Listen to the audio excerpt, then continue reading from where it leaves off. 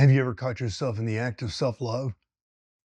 That moment when you realize your thoughts, actions, and motivations are all circling back to one central point, you. It's a startling revelation, isn't it? Like suddenly becoming aware that you've been sleepwalking through life, guided by an invisible puppeteer pulling your strings. This realization can be jarring, even devastating, but it's also the first step on a remarkable journey of self-discovery and growth. I'm Roach, Mark Roach. Welcome to Transcendent, my YouTube channel about a perspective formed from a journey around the world, through life, crossing a wide spectrum of human experience from high to low, as most people in American society defined high and low. This channel is all about inspiring common people to find their power.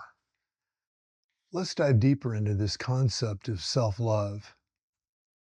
It's a term that's often misunderstood and misused in our modern culture. When we talk about self-love in this context, we're not referring to self-care or self-esteem. We're talking about something far more pervasive and insidious, a force that shapes our thoughts, drives our actions, and colors our perceptions of the world around us. Think about it for a moment. How many of your daily actions are driven by self-interest? The food you choose to eat, the clothes you wear, the way you interact with others, all of these are influenced by your desire to comfort, satisfy, or elevate yourself in some way. Even acts that seem altruistic on the surface often have an undercurrent of self-interest. We help others because it makes us feel good about ourselves, or because we hope they'll return the favor someday. Bargaining. This self-love is so deeply ingrained in our psyche that it's almost impossible to escape entirely. It's a gravitational force constantly pulling our thoughts and actions back towards ourselves. But here's the kicker.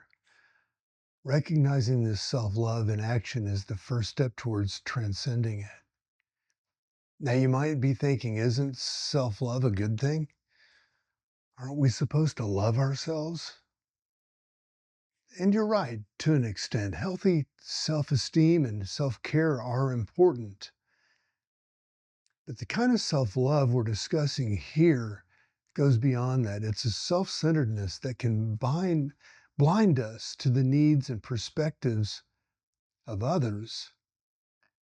It traps us in a cycle of negativity and ultimately limits our personal growth. Imagine your mind as a room. This self-love fills every corner, leaving no space for anything else. It's comfortable, familiar, and seemingly safe, but it's also limiting. To grow, to truly connect with others in the world around us, we need to create space in that room for new ideas, new perspectives, and new ways of being. So how do we begin to create that space? Well, the first step is awareness. Start paying attention to your thoughts and motivations. When you feel angry or upset, ask yourself why. When you make a decision, examine the reasons behind it. You might be surprised at how often your choices are driven by this underlying current of self-love. This process of self-examination can be uncomfortable, even painful at times. It's not easy to confront the ways in which we've been deceiving ourselves. But remember, this discomfort is a sign of growth and it won't last forever. It's the feeling of your mind expanding, making room for new possibilities. As you become more aware of this self-love in action, you might start to feel a sense of frustration or even disgust with yourself. Now, it's a natural reaction, but it's important not to get stuck in these negative feelings. Remember, the goal isn't to eliminate self-love entirely. That's neither possible nor desirable. Instead, we're aiming to balance it with other more expansive forms of love and connection. One way to do this is by cultivating empathy and compassion for others. When you catch yourself in a moment of self-centeredness, try to shift your perspective. How might the situation look from someone else's point of view? What might they be feeling or experiencing? This simple act of perspective can really help to counterbalance the gravitational pull of self-love. Another powerful tool is gratitude. Taking time each day to appreciate the people, experiences, and things in your life can help shift your focus outward. It reminds us that we're part of something larger than ourselves, connected to a vast web of relationships and experiences. Now let's talk about a concept that seems counterintuitive at first, the idea of hating oneself. This isn't about self-loathing or self-esteem. Instead, it's about developing a healthy skepticism toward your patterns, toward your robotic responses to things in life based on maybe even things that don't have anything to do with you, but we're all about those patterns that you picked up in your childhood from teachers, parents, coaches, and others who had attitudes. This skepticism towards our own thoughts and motivations is healthy. It's about being willing to question our assumptions and challenge our habitual patterns of thinking and behaving. And in the Bible, there are several passages that talk about hating oneself or one's family. These could be confusing or even disturbing if taken literally. But when viewed through the lens of self-love, they take on a totally different meaning. They're not calling for actual hatred, but for willingness to detach from our ego-driven desires and motivations and materialism. Think of it this way. When you're caught up in self-love, you're essentially living in a bubble of your own creation. Everything is filtered through the lens of how it affects you personally. To break out of this bubble, you need to be willing to break out of this bubble, you need to be willing to hate, or more accurately, to challenge and question the self that's created and maintained by this self-love. This process of challenging our self-love isn't easy. It requires constant vigilance and a willingness to be uncomfortable. It means to be open to criticism, admitting when we're wrong, and being willing to change our minds. It means recognizing that we're not always the heroes of our own stories. And sometimes we're the villains. We're just supporting characters in someone else's narrative. But here's the beautiful thing. As we create space in our minds by challenging our self-love, we open ourselves up to new experiences, new relationships, and new ways of being in the world. We become more flexible, more resilient, and more connected to the world around us. This doesn't mean we become selfless saints overnight. We're still human with all the flaws and foibles that entails. But by becoming aware of our self-love and working to balance it with the other perspectives, we can start to break free from its limiting influence. It's also important to remember that we're not just one unified self, but a collection of different parts of of selves. We have different aspects of our personality that come to the forefront in different situations. Recognize this multiplicity can be another powerful tool in overcoming the limitations of self love. When we understand that we're not just one thing, but many, it becomes easier to step back and observe our thoughts and behaviors objectively. We can start to see how different aspects of ourselves interact and how they're all influenced by this underlying current of self love. This understanding can also help us be more compassionate with ourselves and to each other. Instead of getting frustrated when we fall back into patterns of self centeredness, we can recognize it as just one part of ourselves acting out. We can then choose to engage with the other, more expansive parts of our personality.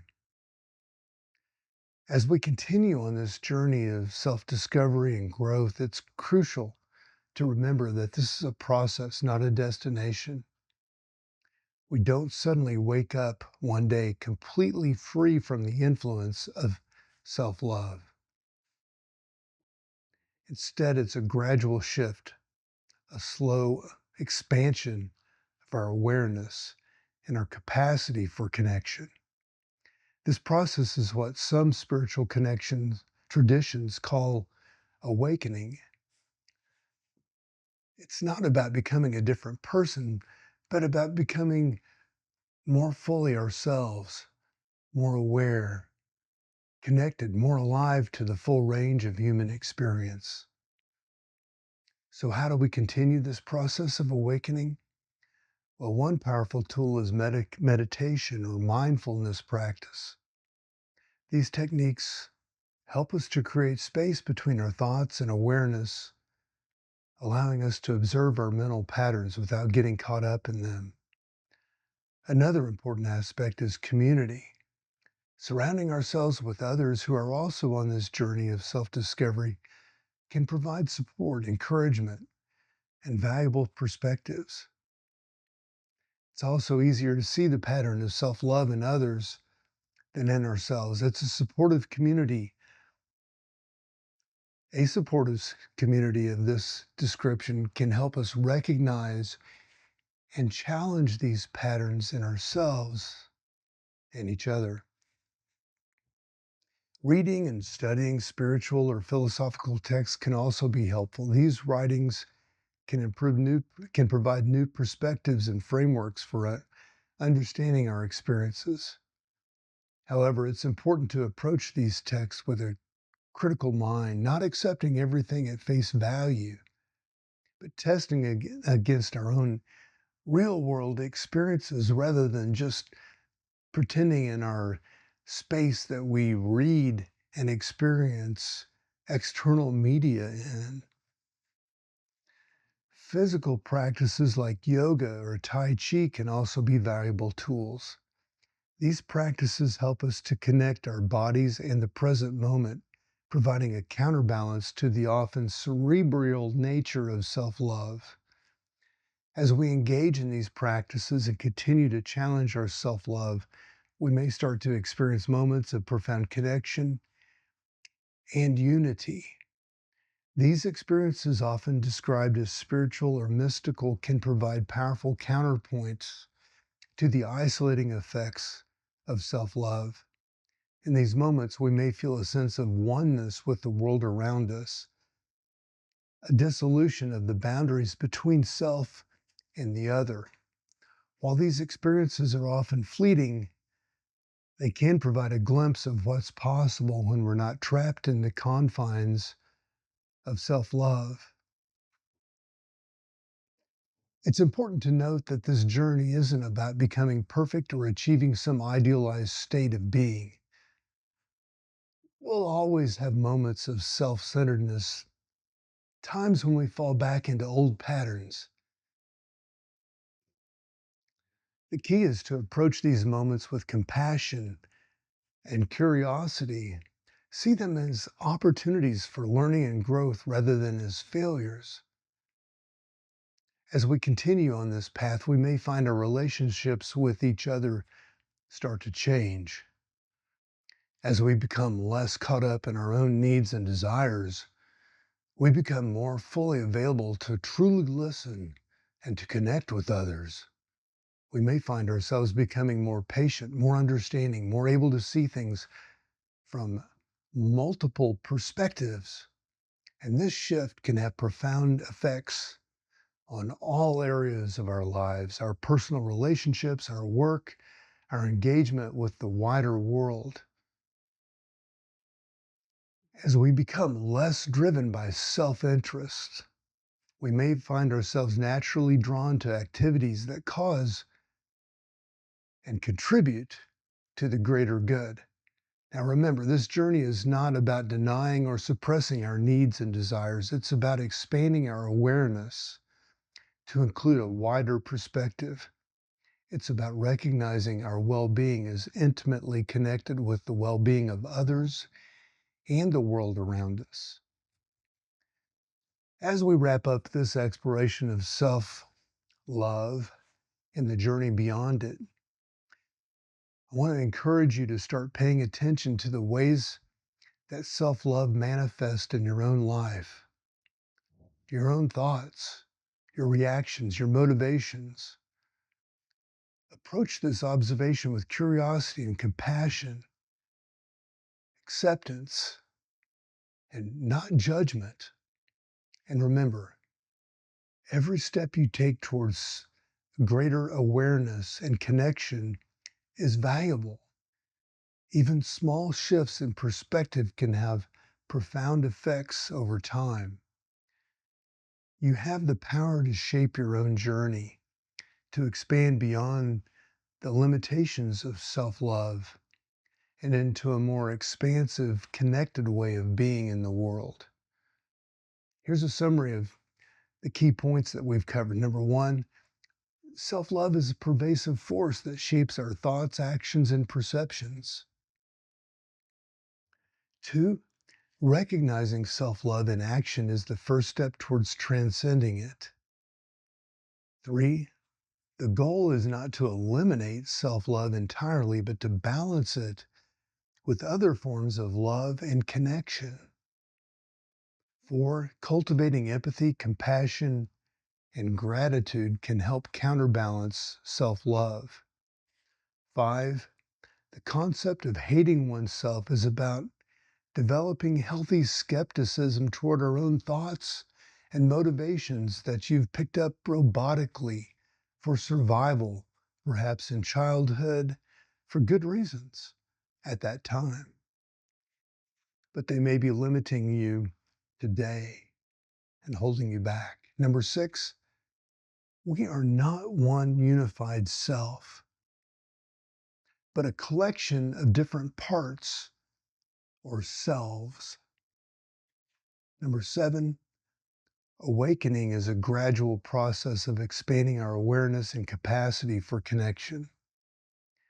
Eight, tools for this journey include meditation, community support, study, and physical practices. Number nine, as we challenge our self-love, we may experience moments of profound connection and unity. 10, this journey can lead to positive changes in our relationships and engagement with the world. I'm Mark Roach, wishing you all the best.